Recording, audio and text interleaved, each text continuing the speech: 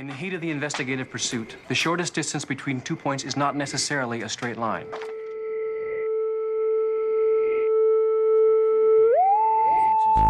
I thought perhaps the end of days was upon us, but it turned out it was just a disoriented old lady in a champagne-colored Toyota Avalon, crashing into my world like DFE circa 1996. Who's got their claws in you, my friend? Into your heart, I'll beat again. In the heat of the investigative pursuit, the shortest distance between 2 points is not necessarily a straight line. Learn as we go along. This is straight.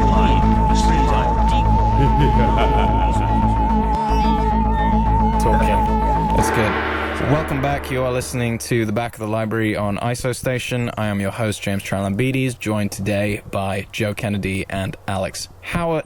Hello. This is the radio station raising money for NHS charities together, also providing you entertainment. That's the large part of it, but anything would be appreciated, and there's a link in the description below. You got nothing better to spend your money on, so... That's a good point. Well, anyway, basically this is a new format of the show on ISO Station, and hopefully we'll be doing sort of weekly slots, something akin to that, with a bit more regularity than I usually have when I have to motivate myself to do it on the SoundCloud. And effectively what I'm hoping to do is go through my favourite book on mysteries and cryptids progressively, bit by bit, with some other people here and there, have a bit of fun, maybe play a little bit of music, do stuff like that. And we are currently sitting in Alex's back garden, 2 feet away from each other, safely, recording in quarantine. How are you guys doing today? Very well. Yeah, good. I mean, it's nice to have Joe back in the house. I've kind of just been on my ones for the past few weeks. So, yeah, at least I've got him here to help with the ISO station as well. Yeah, that's what I was going to say. I'm back. We've got a radio station now. With a vengeance. Let's fucking go. So I think... I mean, I was saying this in our bunked recording before we started this, but I mean, Joe, you are effectively the most constant thing about this program really since day one. Really the best thing, really the missing ingredient from all of this. I mean, you've You're that guy from Poison. Brett Michaels. No. You know, Scorch has that one guy on the whole time. Oh no, he's not from Poison. He's from Boston. You're Sib. Yeah. You're Sib. You're the Sib of the group. Yes, I like that a lot, yeah. But that also makes me Scorch, which I don't like at all in the slightest. But yeah, basically... Scorch TV, we'll check it out. Yeah, Scorch TV, you got a rep for it. I think with this, the idea would it would kind of be good to get your guys' takes, your guys' thoughts on a collection of different mysteries and stuff that are included in the fantastic 2008 release of Chambers, Myths and Mysteries. It's like an encyclopedia of crypto shit. And it's magical, and I love it, and I want to share some gems from it with you, specifically one big gem today. And that gem is obviously the Siberian Hellhole, which I'm sure you will have heard of before. So glad you asked, man. I've got pages and pages of notes on this show. I've got questions, no answers. There's no answers. There's no Getting answers. the answers today. Oh wait, we're not. There are no answers. There are no answers. This is going to be hands down the most disappointing trip into the paranormal you will ever commit to, because it's an insanely cool concept that has zero proof or evidence behind it. Nothing's but been just solved. seems to be this weird kind of thing that permeates through. What got me onto this originally is that I like the idea of physical sort of portals to hell that exist on the planet, or at least to another kind of dimension. You know, the idea of like places and castles and buildings or whatever having a certain air about them. And while going through Chambers, Myths and Mysteries, I came across something called the Siberian Hellhole, which has a whole entry on it. And effectively what it is that it's believed in the 90s there was a latent Soviet drilling operation that drilled a hole so deep in Siberia that they opened up a pathway to hell. And the hole was so deep, and they sent a heat-resistant microphone down there and got a recording from it. Was it Roddy Rich the box? It was a box-shaped microphone. But the real question is, Joe, is what do you think the box is? You know what, man? The first time I heard that song, I was like, that's got to be a metaphor for prison. I just explained that to you before the show. That's not even fair. I don't think. I don't. No, I no, don't no, even know man. if This is it- the first time I fucking heard that song. Tell you what, let's get up the lyrics to Roddy Rich's The Box right now. Because I honestly, it's been messing with my brain. I think it's ammunition. He's busting all the bales ammunition, out the man. box. I just hit a lick with the box. Had to put the stick in a box. He's talking about trapping. Here. It's all about trapping on the streets, Is that what it is? and he's got a whack on him. I thought it was about sex. I thought like when he's like, I'm going to put a stick in the box. I thought it like he was talking about a box is in a vagina.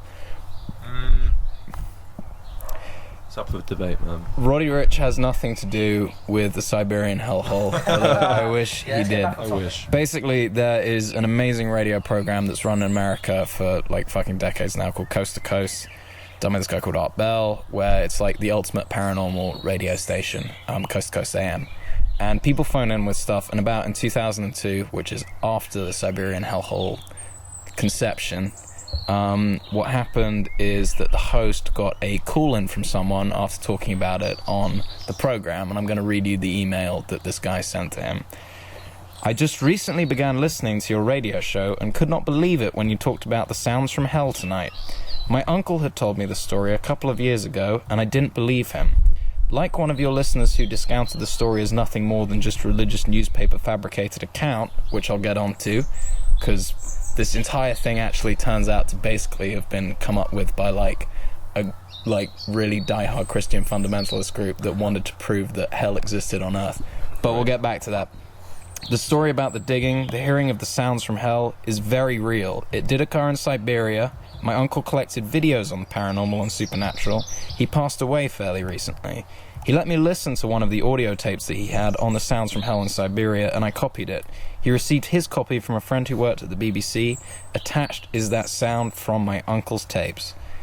Can I play you the 25 seconds of noise that was found on the BBC tapes? Oh, that's pretty fucking spooky. I'm just saying that now. Okay, let's go.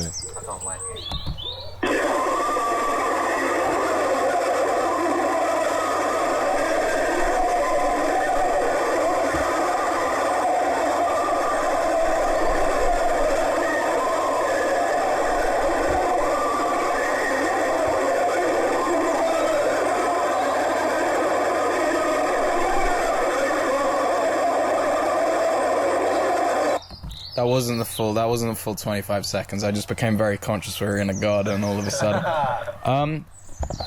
Rather scary though. Pretty scary, man. Pretty scary. So, I mean, I'm going to read you the Chamber's entry on the Siberian Hellhole, because this gives you a sort of more broad overview on what it actually is. But I thought that was a nice little intro. Let me open the page. In the 1990s, a story began to circulate in the media that a team of Russian geologists conducting an extremely deep drilling operation in Siberia had actually opened a hole into hell. According to the story, the drill had penetrated over 14 kilometers, that's 8.5 miles, into the earth when it broke through into empty space. The geologists were said to have measured the temperature in this cavity as greater than 1,100 degrees Celsius, leading them to believe that they had reached the hollow center of the planet. Not content with such an astonishing reading, the intrepid Russians felt moved to lower a microphone into the hole. When this picked up sounds identified as the agonized cries of a multitude of human beings in intolerable pain, the only conclusion to be reached was that a window had been opened into hell itself. It's pretty cool. Yeah, It's pretty fucking metal. I'm convinced by this point. Alright, this is the thing, right? Okay, you've got this recording, you've got this whole thing. Basically, where the actual confusion in the story comes from is that if any country was going to do something like just drilling a big hole in the ground, it very much would have been the Soviets at that time. And actually, I mean, the next part of the account is where you get the thing, but according to the Scientific American, it seems in 1984, a Russian geological expedition in the Kola Peninsula, so that's in northwest Russia, not in Siberia, did carry out drilling to the extreme depth of 12 kilometers, which is literally like 1 mile less than what the alleged Siberian Hellhole people did, and encountered temperatures of around 180 degrees C, so nowhere near 1,100, as well as discovering gas. Some have suggested that this inspired various accounts published in Christian fundamentalist publications in which hell began to feature. But basically, what the Joe has hay fever, not coronavirus. I tried to get as far away from the mic. It's good. It's all right. It's Shout okay. out to everyone who's struggling with hay fever right now. Yeah, fuck that, man. feel your Fuck pain. that. And also that other big thing that's going around at the moment. Fuck that, man. You're walking around little, you're sneezing. Yeah, people are Everyone scared. thinks you've got corona. Yeah. Basically what happened is that story went around in the 80s, and I think it's halfway between this Norwegian guy who came up with this hoax about it, but also all of these Christian fundamentalist publications in the 90s in the States latched onto this story that originated in the 80s and kind of transformed it into something like akin to, this is proof that hell is real, they drilled a hole to Russia. Obvious questions like, if they drilled a hole to hell, why has there been nothing else written about it? Why is, and there's like a whole degree of conspiracy theories around it, relating to how the Russian government covered up the hole to Siberia to hell. That audio recording is fake. Some people suggest it's from a movie called Barren Blood, where they've spliced stuff. I can't really hear it, but what someone did, there's a great YouTube video of someone who has like broken down all of the individual screams in that video and like found the sources for them. What that is a very well mixed clip that got sent in to Coast and perpetrated the story further into the 21st century rather than just the 20th century. So there's no actual recording. There's no actual recording The from that. microphone that went down. So really, realistically, I know that they said they had a thermal proof microphone, but 1,100 degrees Celsius. It got obliterated. Yeah, I don't know if that would have been able to record anything. Also, considering that only a mile prior to that, at 7.5 miles down at the Kola thing, they only recorded 180 degrees C.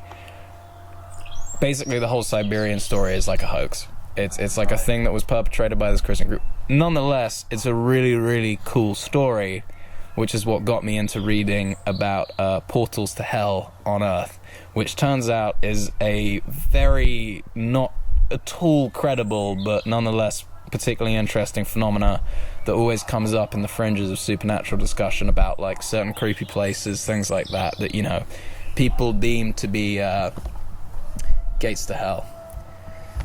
And if you guys were going to think of where the gates to hell would be, where would you say? Winton. Winton. No? What's the United States equivalent of Winton? Florida? Further up the coast. Florida, man. Florida's okay. Winton. Further up the coast, Florida. Think more New York area. Boston. Turns Even out further up? the gates to hell are actually in Clifton, New Jersey. Oh, okay. Prepare yourselves. So, I mean, another big shout out to an amazing sort of effectively the online version of Chambers, Myths and Mysteries, which is Atlas Obscura. But they have a whole article on the Clifton Gates of Hell in Clifton, New Jersey, which is a series of storm drains connected to an urban legend. And to their credit, these drains look pretty creepy, but also effectively what they are is just a series of drains in the dark, and there's like evidently nothing else happening in Clifton, New Jersey. But let me read you the entry. From the outside, the gates of hell, located behind the old Black Prince distillery in Clifton, look like any other collection of drains. That's because they are. But once you climb inside, you'll see that the drains, the home of the devil, according to an old urban legend, are covered with satanic graffiti and murals from generations of those who have dared to enter. The Gates of Hell drain stands out from others nearby because it's square in shape and dry. While all other drains in the area typically have streams of water flowing from them, a ladder allows visitors to climb inside the drain, actually a series of connecting drains. Reportedly, the drains go on for hundreds of feet underground, layered 7 times, just like the circles of hell, and are filled with the remains of satanic sacrifices, bones, and decaying carcasses, crosses, and more. According to the legend, there's a room deep underground that can only be entered by those possessed with the powers to lift giant axes that weigh thousands of pounds and block the doors. Giant axes which you can find in Clifton, New Jersey. Wow. Yep. They definitely sell them there. The room is filled with a glowing human skull that is the last sign before you encounter the devil himself. There are some more plausible legends about it, more of people who have actually drowned in the drains before while trying to explore them, and also apparently it being a meeting point for KKK rallies. So there's like these elements of truth that are in these like local mysteries. That's what I find the most interesting about it. But basically what these are just a couple of old drains that have received this sort of weird status as like one of the ultimate paranormal sites in New Jersey. Which is lousy with paranormal sites, I'm sure. But I mean, this is like, yeah, I don't know. The thing I liked about this is it's sort of the idea that you're going exploring with a friend one day or whatever, and you stumble across some creepy-looking drains, and you know some dodgy shit is happening there. But truth be told, it's probably not devil worship. It's just people ODing on heroin. So I mean. So it's just a junkie spot more than yeah, most to likely. be honest, I think that's more the case. What I was interested though in hearing from you guys is if there's kind of those, if you know of any legends, well not legends, but I mean like those sort of urban myths that have permeated around not necessarily where you're from, but just in general. Because I've always found this sort of thing relatively interesting, and I try and trace back to you know back home and stuff, but most of it is like relatively rooted in truth, you know. It's more don't get into cars with strangers because they'll murder and rape you, not like, oh, there's a devil worshipping cult down there. Yeah. The best one I heard was talking to Sam McDonald about this sort of like local myth about this really steep hill that they have where this kid was riding a bike down it and got decapitated by this loose pole when he like jumped, and I don't think it actually happened, but it's just nonetheless an interesting Yeah, like story. where does that come from? I guess I feel like it's just like something you say to scare younger Yeah, children. but how does that then get traction, you know? How does that go around with like so many people that it then goes to Mackie? Like how big did it get to? I think his before older brother told him. I think that was kind of it. Yeah.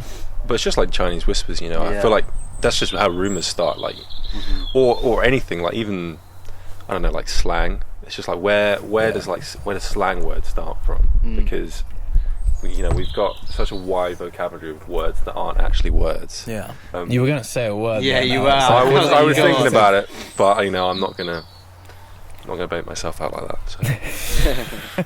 As a fellow like cool kid. Yeah. No, not even. Who came up with yo dog? Yeah. No, I mean I don't know. I think it was one of those, because I remember being it was weird. I was speaking to my it was a few years back, but when my younger cousin, who's like 13 now, when he was about 11 or 10, would like go on like ghost hunts around our cul-de-sac. And it's like the amount of shit that he talked about it and like ghosts that he'd seen and all of the other, because the way it was really weird, because like the cul-de-sac that I grew up in has like 3 generations of kids in it basically, and I'm like first generation with all of my friends, and then all of our younger siblings and younger relatives all like the generation below us. Now there's an even younger one of like, and it's really strange, and all this stuff sort of permeates, I don't know, just like bumping into the kids that my younger cousin was talking to, it was like, oh yeah, he really did see a ghost, I swear to God. And it's like, yeah, no wonder all this shit starts. Like, I mean, even if it's at that age, it's just like, you see some really weird stuff. I don't know. Is there any particularly spooky? There doesn't have to be, and I know I'm putting you guys on the spot here, but like any particularly spooky shit from you remember I'm from trying to being think younger? from back home. Yeah. If there was anything.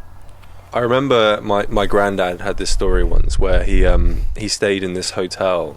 The manager of the hotel kind of said to him, "Oh, I'll give you the last room available," and he was like, "Oh, that's fine, no worries." But it's like, "I'm not sure if you want it." It's like, "Why?" And it's like, "Oh, because it's haunted." And the manager was 100% convinced that it was haunted. Shit. Because a guy had died from an asthma attack in that room. Like The coughing ghost. Yeah. So. Oh shit. Okay. Yeah. So this was like 30 years before my granddad stayed in the hotel, but and my granddad was not like a superstitious kind of person at all, but he said that at night when he was sleeping he had like I guess like sleep paralysis demon is kind of like a very common thing that kind of happens to people, but he said like he was 100% sure that someone was like standing on his chest while he was asleep. And as I said, like he's the least superstitious person like I would have known at all. Yeah. But he was absolutely 100% convinced that there was someone in his room that night that like that was trying to kill him or something. And obviously that's something that's kind of passed down from generations. It is strange. But, with my generation, I haven't really had any of those stories at all. Me and my mates, honestly, growing up weren't. It's strange how a lot of this kind of more, obviously the hooky spooky shit I've come to a lot later in, I guess, teenage years and then now. But I mean, yeah, at the time I don't remember. We were more just interested in like, I don't know, the next cul-de-sac over assaulting us with Nerf guns. I remember permeating a pretty serious lie at like age 10 about the cul-de-sac next door. I started like a proxy war with the next cul-de-sac with kids who I'd never met, who are just like, oh yeah, they attacked me, they really fucked me up with Nerf guns, and like we've got to go and get them, just because I was really bored. And it's like, I don't know, if you can do that with that, and if my younger cousin can do that with ghosts, then I'm sure Clifton, New Jersey can become the haunted capital of the world. There is another Atlas Obscura article that is in another really fucking like straight up. I mean, it's in Hellhole. It's about somewhere in Hellhole, Pennsylvania, which is I like to have it. Yeah, it's in Hellhole, Pennsylvania, which is basically this concept that again is almost definitely total bullshit, but is called the 7 Gates of Hell. And I think this story rocks, and it's very, very cool, and I'm gonna read it to you. Hellhole Township was founded in 1739. A backwater town in the corner of New York, Pennsylvania. It boasts rich forestry, lakes, wildlife, and waterfalls, although residents are somewhat less thrilled by the presence of an alleged Hell Gate in the township. The 7 Gates of Hell feature is a popular piece of urban folklore, a series of portals in the Hellhole Township which operate an entrance to the fiery pit below. There are many different tellings of the tale, though one of the more popular versions links the gates to a former insane asylum on the outskirts of town. The story describes a fire at the asylum in the 19th century which allowed the dangerous inmates to escape. Running wild, many of them were recaptured, beaten, or killed. Other tormented souls were trapped inside a series of gates which they haunt to this day. Basically what this is that there's apparently, I mean I'll read it to you, but the idea is that there's these 7 gates in the woods that if you walk through you will be able to find an entry to hell. Which I think is a neat little piece of Americana. I quite like it. Is that like individual gates? Okay. It's said that only the first gate is visible by daylight, and this lies on private land just off the town's Trout Run Road. By night, other gates become visible in this quiet wooded corner of the township. Passing through all 7 will take the visitor straight to hell, and it's reported that no one has yet passed 5 and returned to talk about the experience. Another story deals with a local doctor, accounts of whom range from eccentric to psychotic. He was said to have owned the land on which he built a series of peculiar gates leading deeper and deeper into the forest. Basically, though, the myth has pissed off a lot of people because there is actually one original gate. It is a metal gate that a doctor did build as part of a thing to keep people off his property. Since then, though, apparently the gate's been taken down because so many people kept on coming to visit. But it is unknown as if there's more gates in the property, but there's just first initial metal one that's just a regular metal gate. And I don't know, I thought it was a really cool story. I just like, the idea is that, you're not able to see it, and then you walk through the first one, and then the second one you have to find, and then the third, and they appear to you. And I don't know, it's like, it's translating these really old stories to really boring, mundane regular ones, like, so instead of the 7 layers of hell you've got like shitty gates in a wood, but I quite like that. But it's almost like a mix between Dante's Inferno and like a pub crawl. Yeah, pretty much. Yeah, it's very I don't know, it's quite folksy at the same time as being quite creepy. Yeah, and like this is one of those stories where it's kind of like you I guess this is like perfect for Reddit forums and shit like that, where someone will be like, yeah man, I visited Pennsylvania, I only got to the 3rd gate, and fucking like, I don't know, and I saw a fucking devil, so Roddy Rich was there and he was talking to me about the box, man, he just appeared, and it's like, yeah, sure man. But yeah, apparently they had to take that initial first gate down because so many fucking people Fucking kept on showing tourists. up on this private land, and it's really upset some of the local residents. Yeah, that's the thing as well. Yeah. It's like you get all this traction around a place, and you get like, You get fucked. you know, all the locals just like, what the fuck are these guys doing? I don't know, I'm struggling to think. Obviously London's full of like a bunch of like old hooky spooky ghost shit, but that's the same with, I feel like we're a little more desensitized to it in the UK because every city here has been built on literally layers and layers of blood.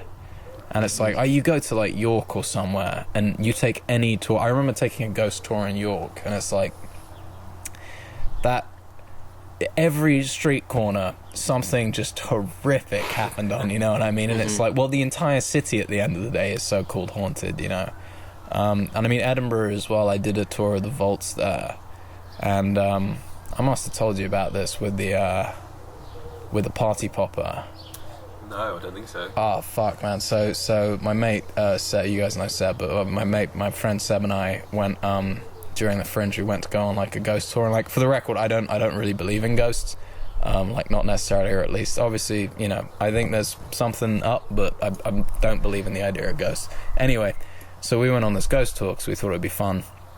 And it was this one guy in like this Mad Hatter outfit. It was super cringy. He was taking us along, and it was the middle of the fucking day, and we were like, God, this sucks. Anyway, so we go down into this vault section underneath the main strip, and Edinburgh is built on like layers and layers of underground tunnels, which they used to use for quarantining people during the plague and stuff, where they basically send people to die. It's really fucked up. Edinburgh's really violent history as well. And anyway, so we go down into some of these caves. The guy starts telling us all these fucked up stories, and it's like very hot under there, and you're basically under the main road, and you can like hear people walking around on top of you. It's really strange. And the guy's like telling all of these fucked up stories about these old women who like died of, you know, some kind of hideous illness, and like children who were kept down here. And you know, I just got the sudden impression that I was like, if I see something down here, you know what I mean?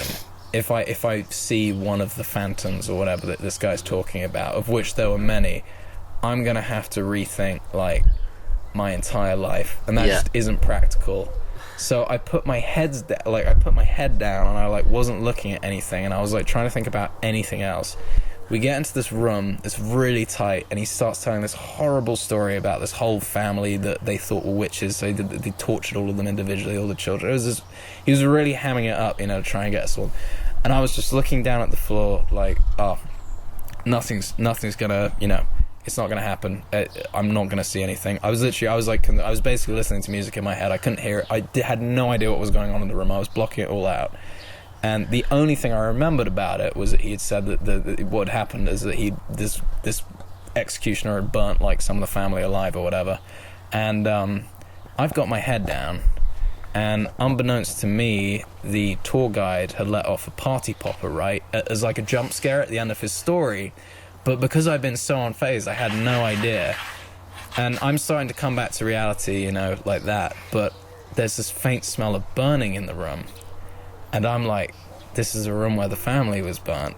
Oh, Jesus. So, and I had no idea he'd set off a party popper. So that was the end of the tour. We go up, and I'm like freaking out. You know, like, all of this like existential stuff running on. I'm like, oh my God, it happened. You know, I smelt the burning. Because it was so distinct. Did you ask Seb if he had smelt it as well? Well, literally, we got to the top of the road, and I was like, you know, Seb, I hate to say it, I swear to God, I heard burning in there.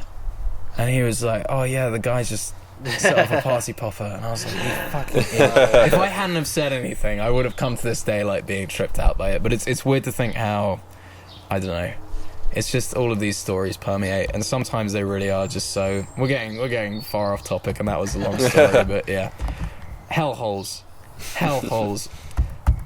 None of this is provable or true. I just really like the story, and I wanted to share it because there are, like, I guess the closest thing to actual gates to hell on Earth, or at least, I don't know if you guys have ever seen Dark Tourist, or the guy did an episode, but in Turkmenistan, which is like former Russian state. But basically what happened, there's something called the Darvaza gas chamber. And this is a real thing, this is a scientific anomaly. But basically what happened is it is a pit in the ground in the desert that has a fire in it that has been burning for over 40 years and hasn't stopped yet. And it's literally, it is the closest thing to what an actual portal to hell would look like on Earth. And it's really cool, and I'll show you guys some pictures of it after the show. But I mean, basically what happened is that in 1971, the Soviet engineers found this really huge natural gas reserve underground. They started drilling into it, but the entire rig collapsed into this open hole, basically. And they were worried that natural gas was going to get out, so they set it alight, and they thought the fire was going to burn it all out. But it has been burning for 48 years since then. And Turkmenistan is basically a dictatorship. It's run by this really crazy guy who has like a shit ton of money, and it is a full-on dictatorship, and I recommend reading into it as a nation more. But basically he's trying to turn this giant flaming pile in the desert into a tourist attraction, and it's fascinating. But honest to God, if you see some imagery of it, it really is very very, very striking. But yeah, basically what it is a huge burning pit of natural gas. Wow. And what keeps it going? Is it just I think it's just the sheer amount of reserve that was in the hole. I have no idea, but it's like a scientific anomaly. I think there's another one like that in India, where it's a similar deal. But yeah, basically it's just this fire that's been burning for 48 years uninterrupted, and no one thinks it's going to stop anytime soon. Wow. So that's the closest. The other closest is in East Siberia, so close to a Siberian hellhole. I really did look hard for something that could resemble it, but something called the Batagaika crater, which is a giant sinkhole that is like slowly increasing in size and has been doing so since the 60s. And do you guys know what permafrost is? No, I don't. It's like land that it's the frost over land that has remained frozen for like 2 years straight. I don't necessarily know how, but basically what happened is that this entire landmass, this part of Siberia, had been frozen, and it started thawing in the 60s, and just it started falling into this giant sinkhole, and basically there's just this huge hole in the earth in Siberia, and that's been called by the locals, the mouth to hell or whatever. And it's also because it's increasing in size, and there's like individual sinkholes within it. It's this giant valley that's turned out, and that's pretty cool. And these are effectively sort of like real life things that could be close to screaming in the I'm actually pit. so disappointed that that's fake. Yeah, it's a bummer, isn't it? 'Cause it would have been a great one. But that's right, Joe. Fuck you. No fun. No fun on this podcast. No fun on this Just podcast. facts. No, yeah, Facts. no fun. I mean, yeah, to be honest, this was more just a case of like, I think it's not really spoken about too much example of like, one of those fun Bigfoot or legends or whatever you want to call it. I don't know, I think it's pretty cool, the Siberian Hellhole, and it's a shame that it hasn't been made into some sort of film yet. Something like that. I like Clifton's Seven Gates of Hell as well. I think that's no, Clifton is the underwater tunnels. The Seven Gates of Hell, I think, is also a cool idea. Mm-hmm. But yeah, these are all just ways to harass local populations. Yeah, I feel like the kind of the common thread, maybe apart from the Siberian Hellhole, is like the monetization of things. Yeah. So it's like individuals bringing these kind of folklore tales that might even just be inventing themselves just to get money straight from up, it, Yeah, I mean, the weird thing is looking at something like the Siberian Hellhole, which is based in the truth of that 1980s story. That like whole account sent into Coast to Coast about like, oh, my uncle gave me these. So it's very well thought out and it's very credible. And you kind of ask yourself a question like, why is someone spending their time doing that? And you're like, if they're not making any money from it. But truth be told also, the Christian fundamentalists were making money off it at the time. The idea that they could say that there was a real life portal to hell. It was written in a bunch of Christian publications at the time. This urban legend basically is proof that, we found it. But also it's just like, fun as shit. Imagine coming up with that little story and then editing together a hoax. That's some great sound design, Yeah, isn't that's it? The pretty Pit good. to Hell So recording. that's That's just terrifying. from one film. Yeah. Well, no. Basically, what I think they did is it's not taken directly from a film. It's someone suggested it's like different clips of screams from that film that have been Yeah. overlaid. Again, like it's a whole thing, but basically it very easily has been proven to be like not a legit recording. Right. Also that there isn't a microphone that can withstand that temperature currently at the moment, even though the legend is that like they lowered the microphone into the pit and only could have it in there for 17 seconds before it fucking burnt up, and it was all that stuff. But yeah, I don't know, I just think it's a really cool story, and like I enjoyed it, and I hope you guys kind of did too. Yeah, no, we yeah. I mean, I feel like it was debunked before I could kind of sit on it,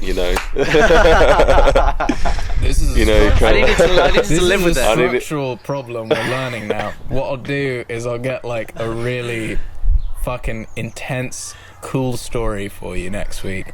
Okay. We'll blue ball the fuck out of it, and then I'll prove to you that it's fake and doesn't exist. That sounds great, man. No, but yeah, all of the stories are really interesting, man. I feel like maybe this is bad to say, and I'm sorry for any Siberian audience, but maybe there's just not that much to do in Siberia other than make up folklore tales. Not at all. Yeah, but I mean, the weird thing is though, is that like what I quite like about, especially the sort of the Siberian story or whatever, is that it's like the Soviets really were doing some shit in the 50s and 60s that was insane. Yeah, absolutely, man. The fact that there was already just a hole that was being dug as deep as it could be, it's like, What was the initial reasoning for digging that? hole? Digging the original Like one? I think it was miles something to do. Basically, a lot of it was just testing mining equipment. That was what I sort of came across as a reason for it. It was just to like test it out, and then you get to a certain point, you're like, oh, maybe we could find some natural gas, and then you just go even further, and then it's like, because I mean, the entire country at that point, obviously it runs on manpower and industry and industrialization, so it's just like these pointless tasks for nothing. And there's so much strange. Obviously, there's like another one that would be good to cover in probably a more intimate setting when I could do a bit more research, is the Dyatlov Pass incident, which is a very real life and very provable horror story that exists from Soviet Russia. And actually, you know what? We'll do that next week. Sounds good, man. I'm gonna get you properly spooked out, because it's actually something that is deeply real and deeply terrifying. That is about the tale of some Soviet skiers who went missing and then were found with no tongues or eyes, and no one knows how it happened. And it's probably the biggest unsolved mystery of the 20th century. So that's going to be pretty cool. That's going to be a good episode. And I've just set myself up to do an awful lot of work this week. So we'll get into that properly. But thank you guys for coming and just like chatting briefly. Yeah, thank you very much for having us. And I mean, I don't necessarily know the segue now, but we'll probably play some music. Yeah, well, so we're going to be playing some live music now. Yeah, hopefully. Yeah. Cool. Yeah. Hopefully. Thank you guys for We'll see how listening. it goes. Donate in the link, and I'll see you next week. Yes, sir. Thanks. Sweet. Thank you, guys. Hello, this is the first attempted jam of the first episode of the Back to the Library for ISO Station. We're kind of trying to go for a bit of a Russian vibe, obviously, with the Siberian Hellhole. All the synthesizer stuff is on the microKORG, and all the drums is on a Korg drum machine. And the audio, which I'm sure you'll be able to recognize, is from Call of Duty Black Ops, because we're adults. Thanks to Alex for helping me record this, and I hope you enjoy.